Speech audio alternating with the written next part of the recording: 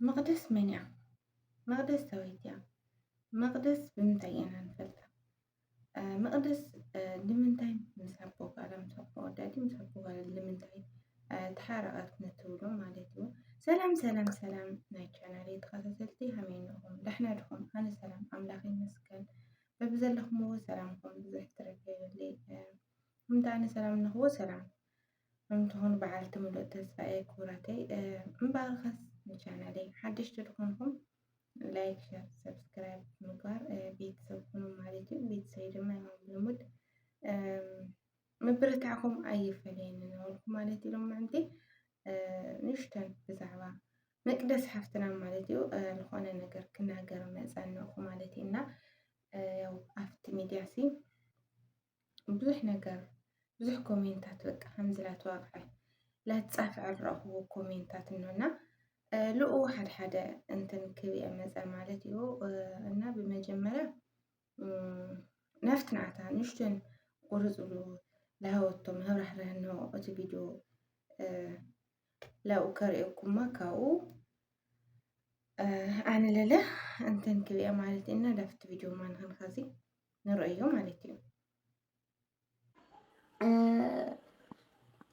تعارق زيكم كل أي معسك قتل ويك حردن الزخير كي تعرق من حيزوه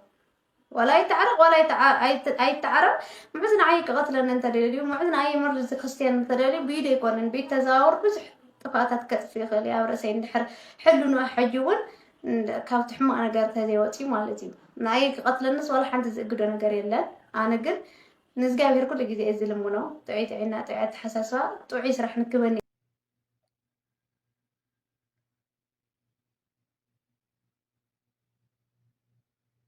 تمولس لكم يخوانوا للتسفى يكبر بتشاكل يو حمد تولو الأساسي بمجمرة عما خلت فقرات ويلي عما خل سبع سيد تلاعتنا يمرز وهالتي أنا مالتي مكناتي خبيديو عنا سبي هوت موسان لبدا عم خبيدي أساسي لخفة لا لزبغ لا متأنقغات فلت قوالي عم عليتي مكناتهم كابا بزح نمهارو نقرن عمي مسلوكم زي احنا دك نستيو بحفشة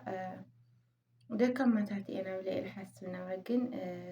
كان مقدس نوصلو بزح تمرتنا دخولاتنا مالتي مكنياتهم تنكاري أبرتع أنا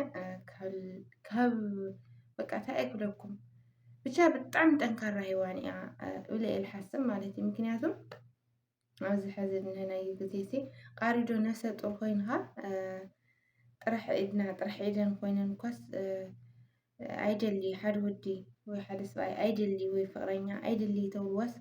ميديا وصل هميهم لك هميهم للنوع رئلنا يجينا مالتي كوراتي الناس ساكن نفس الطرقينا بصنعت ولا وش تاك كاميرا دحر كاميرا جروا ارقد لا بخيت لنوعات كنت لكن لأنه هو تنكاري برتعجن من بقولت بالتعميل الجرمة كم مالتي مكنياتو تقالسها هو أنسى ولدا وزوجها اتود دمه رئيو تنكاري أريو برتاع أريو تناسحو مازو يكرت عم دقيقة مالتي كي كرت على من تاي ولا التلول يقرب مجمرة يقرب دقزاويري أريدو ولا خالصة ناس قاتلوا لخبكس يقر ويلي بالإكزابير عملكنا يقر ولا تقول من تاي تعرقوا بزح كومنتات إنه أبزت هاي ملكتنا يو كاولي لسه الهوت مبرهرهنه يقر ولا مالت سي حاورنا تقامتنا مقمات أيقوني أنا سرحوا تغيروا مسوات كاري خافل اللي درس أنا حادت أولا حد معدي مسؤول الوالحو تعمري يبلي نورم انتني يبلي كن سرحوا تغيروا بخوانا لوج كيريني مسؤول نبري يبلي على زوال عملتي يسمعهم ما تقولهم اندحر تعرقاتو ليش تكري وللولد لا سيبي بقى بخوانا نقر رئيا تعرقاتونا تملساتونا جن اتبرتعا اتنكاري اجن بونت بتعمل جرم كهواسي وزت انكاري إذا كلها دق نستو كوعن وصلنا هنا هالتي أنا مكنياتهم حد ودي كنا جركن مالتي حد ودي ወይ ብመልክዕኺ ወይ ለለ ስለልኸድኺ ስለልበኸኺ ስለልነባዕኺ ገንዘብ ስለለፍሰስኺ ገንዘብ ስለልበጨርኺ ከይኾነ ዝፈትየክሲ ሓደ ወዲ ዝፈትየኪ ጥንካሬ ኮንፊደንስ እንዳሃልዩኪ ባዕልኺ ንባዕልኺ ትተኣማመንቲ ኮይንኺ ይእሱ ዝፈትየኪ ዝመርፀኪ ናቱ ዝገብረኪ ማለት እዩ። ምክንያቱ ብዛ ቆልዓ እዛ ኩልና ብዛ ቆልዓ እዛ ንምሃር ንኽእል ኢና ብምንታይ ተበልኽናኒ ከምዚ እሱ ልክሓዳ ኣብ ሕማቅ ግዜ ልክሓዳ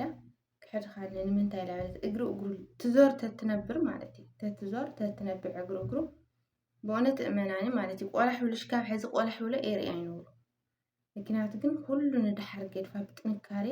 ኣብ ሚድያ ይኹን በቃ ውሽጣና ነድደት ፍሽኽ ትብሎ ነገር ግርም ልብለክንስ ፍሽኽ ትብሎ ነገር ማለት እዩ ጥንካሬ ኣብ ብርትዓ ኣነ ማንም ለያጋናንያ ጠንካራ ብርቱዕ ትህዋኒኣ ወሃልቲ ማለት እዩ ኩልና ካብኣ ንወስድ ነና እና ወዳት ንእሽተን ያኒ ኩሎም ወዳት ኣይኮነ ግን ያው ተወሰኑ ወዳት ከዝሲ በቃ አብዛኛው ጓል ትነብዕ ጓል መትኹላ ቤት ትነብዕ ጓል ኤፎቲ ማለት ይኮራል ኮስተር ወላ ባዕላት ተኣማምን ጥንካሬ ንህዋ ጓል ጠንካራ ጓል በቃ ጠንካራ ጓል ንኾንና ጠንካራታት ንኾንና ሓደ ጉኒ ንምንታይ ኝኛ ኣብ ሚድያ ወፅናስ ንበኪ የብልና ወላ ካሜራ ድሕርቲ ኸያ ችግር ይብሉ ኣብ ካሜራ ወፅኽን ኣብኡ ቅድሚት ግን ትነብዓ ትበኪያ የብልኽን ምክንያቱም ሓደ ደካማ ጎዲና ደቂ ኣንስትዮስ ስለንነብዕ ስለንበኪ እዩ እና እንድሕና ብና በኺና ማለት እዩ ብደካማ ጎኒ ኣትዊናና እሳቶም ለለ እዚ ደካማ ጎኒና ትጠቕሙ ማለት እዩ እስካብ ሓርጎም ካምካድ ምናምን ብዙሕ ነገር ይነወታ ተቐምጡ ይቃመጥ ተለይ ተቐምጡ ለለ ዕዝር ይበል እስኺ ናብ ባዕልኺ ሂወት ጠንክርኺ ትቐይርኺ ከተርእዮ ትኽእሊ ትቐይርኺ ካብኡ ላዕሊ ኮይንኺ ብፅንዓት ብተስፋ ናብ ቅድሚት ላሰጎምኺ ብጥንካሬ ተርእዮ ዳኣሚ ኣብ ካሜራ ናወፀኻ ኣብ ሚድያ ናወፀኻ ስለልበኸኻ ስለልነባዕኻ ወዲ በፍጹም ኣይምለሲ ወዲ በፍጹም ኣይፎትየኪ ኣየፍቅረኪ ክነግረኪ ማለት እዩ ሓፍቲ ካብዛ መምሃር ንኽእል ኢና ምክንያቱ ጠንካራ ብጥንካሬ ይኸው ሓውሮም ክቕፅሎም ኣይክቕፅሉ እዚ ሓደ ኣምላኽ ይፈልጦ ባዕሎም እዮም ዝፈልጥዎ እንተይ ይቅር ግን ይቅር ዝበላ ምክንያት ብጥንካሬ እዩ ጥንካሬ ኣርዩ ኮንፊደንስ ኣርዩ ብዚ 100% ብዚ ትመልሱ ይቅርታ ጠይቁ ኣብ ሚድያ ብሓፋሽ ሰባብ ዝርዮ ይቅርታ ጠይቁ ትመልሱ ለራዮ ግን ብዙሕ ኮሜንታት ንፅሕፍ ነና ንምንታይ ይቅር ትብሉ ገንዘብ ኣሳትብሉላ ኣፍታም ቪድዮ ለስማዕኹኩም ገንዘብ የብለይ ገንዘብ ክበልዓ መፁ ገንዘብ ክዘርፋ መፁ ክቐትላ መፁ ትብለኹም ቀትለን እንተትኾን ቅድሚ ሕዛብ ይነብሩ ቪድዮ ዝርሲ መቐተለኒ ይነብሩ ገንዘብ ለለ ድማ ልብላዕ የብለይ ገንዘብ ልበልዐኒ ገንዘብ የብለይ ኸዚ ከበይ ከምፅ ሰርሐን ኣፈየ 100 የብለ ሚልዮን የብለ ኣብ ባንኪ ምንም ነገር የብለይ እንታይ ርእዩ እሞ ክመፀኒ እንታይ ክበልዐኒ ይኣትውላ ማለት እዩ ምክንያቱ ኣብ ብዙሕ ኮሜንታት ስለረአየቶ ሕማቅ ነገር ኣይትናገሩ እና ምንም ነገር ገና ውሽጥና ብዙሕ ነገር ንራዳድኦና ይቅር ስለልዎ ኩሉ ርኡኹምሲ ክፉእ ነገር ኣይትናገሩ ኣብላ ማለት እዩ ዝሓፍትና በኣነ ሕማቅ ነገር ኣይትናገሩ ግደፉ ኣብላ ሓቃያ ማለት እዩ ኣብ ማእኸል ፍቁራትኣትናሲ ንምንታይ ትዕረኦ ገንዘብ ስለለለዎ ገንዘብ ክበልዓ ኢዳን ክቐትላ ይመፁ ምናምን ካብኦም ንስኹም ዶኹም ትቐርቡ ካብኦም ንስኻትኩም ዶኹም ትቀራርቡ እንታይ ምልኸተኩም ኣብ ማእኸል ክልተ ፍቁራት ኣብ ማእኸል ክልተ ወለዶ እንታይ ምልኸተና ሕና እሳ ናባዕላ ወናነት ባዕላ ናባዕላ ሂወት ባዕላ ትፈልጦ ልዕሊ ማንም ድማ እሳ ኩሉ ነገሩ ብልፅቲ ጠንካራ ሂዋን እያ ኣማዛዝና ትኸድ ሰብ እያ ኩሉ ነገሩ ልጎድኣይ ለብላይ ትምህራና ብዙሕ ትምህርቲ ወስዳና ክፉእ ነገር ተደይትናገርና ካብኡ ልለ ካብኣ ሃማ ጠንካራታት ንኾንህና ማለት እዩ ብእውነት ኣነ ንባዕለይ ኣነ ካብኣ ዝወሰድክዎም ብዙሓት ትምህርቲ ኣለዉ ማለት እዩ ጥንካሬኣሲ እንታይ እማ ክብለክን ብእውነት እንታይ እማ ብምንታይ እማ ክነግረክ ንኣታ ጥንካሬ ማለት እዩ ኣነ እዚ እብለክ እናገረክን ኣይኽእል ግን ሃም ሓንቲ ጓል ኣንስተይቲ ግን ብጣዕሚ እየ ኣድንቃያ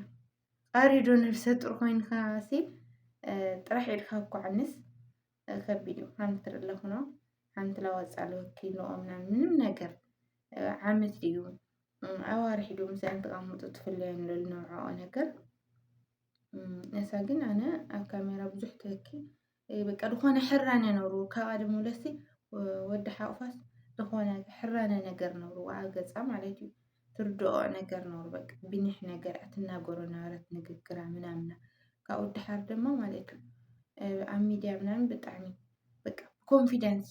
ትጓዓዝ ነበራ ጥንካሬኣስ ይፍለዩ ንኣታ ማለት እዩ ትወናለ ናይ መጨረሻ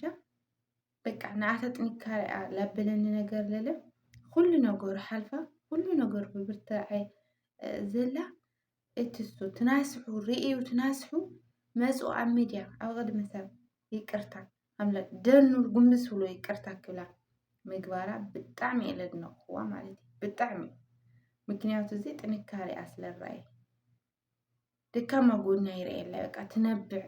ኩሉ ግዜ ድድሕሮ ላኸደት ትነብዕ ምኾነት በፍጹም ይቅርታ ድንን ብሎ ኣይጥይቓ ኣብ ሰብ ቅድሚት ኣብ ሚድያ ቅድሚት ለዛውን ይቅርታ ኣይጥይቓ ይነብሩ ማለት እዩ እና ጠንካራታት ንኾን ኮንፊደንስ ልንህና ጓላት ንኾን እንህና ማለት እዩ ጠንካራ ሂወን ምዃን እንህና ንብዓት ንቅድም የብልናይ ንብዓትና ሲ በተለይ ኣብ ካሜራ ቅድሚት ክኾን የብሉ ንምንታይ በቃ ኣብ ካሜራ ቅድሚት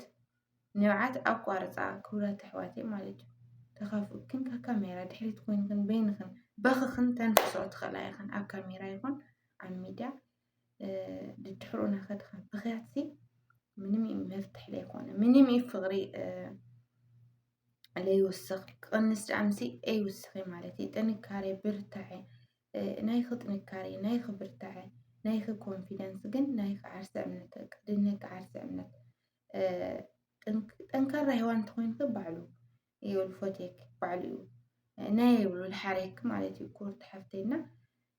ካብዛ ንምሃር ንህና ኣብ ኮሜንት ለማልኣተኹም ሕማቕ ክፉእ ነገራት ኣይተዋቕዑ ሃልቲ ኣነ ማለት እዩ ምክንያቱ ኣብ ናታቶም ሂወት ባዕሎም ወነንቲ ባዕሎም ሓደግቲ እዮም ኣሕናኣትና ብዙሕ ተለይ ንፅሕፍ ብዙሕ ተለይ ንሓዋውስ ሃልቲ ክቡራተይ ማለት እዩ ብዙሕ ኮሜንታት የርኢ ኣነ ትባልሲ ግርም ይብልኒ እና ከምዚ ዓይነት ነገር ከምዚ ዓይነት ኮሜንት ተለይ ትፅሕፉ ሃልቲ ኣሕዋተይ ማለት እዩ ይግረየናና ኩራተይ ኩላትና ካብ መቅደስ ንምሃር ነና ማለት እዩ ጥንካሬ ብርታዐ ኩሉ ነገሩ ካብኣ ንወስዶ ነና ማለት እዩ ኮንፊደንሱ እና ናይ ልማዕንቲ ቪድዮ እዚ ይመስል ነብሩ ሕማቅ ቃላት ተለይ ንናገር ብድጋሚ ባህልተይ ኩራተይ ሕማቅ ቃል ትርፉ ያው እዚ ሰምኳስ ይወት ዓርቆም ብሓደ ቅፅሎም ይቅፅሉ ማንም ልፈልጦ ሰብ የለይ ግን ይቅር ተባህሎም ነው ማለት ይቅር ተባህሎም ለለ ብሓደ ቅፅልዮም ማለት ኣይኮነም ብሓደ ቅፅሉ ለለ ክኽእሉ እዮም ግን ምንታይ ይቅር ትብልኩም ብዙሕ ክፉእ ቃል ትናገሩ ያው ልቦና ይሃብኩም እየ ልብል ካዚ ብላዕሊ ሕማቅ ተለይ ሕማቅ ተለይ ክትግምቱ ተኽእልኩም ፅቡቅ ኮሜንቱ ተለይኩም ለለ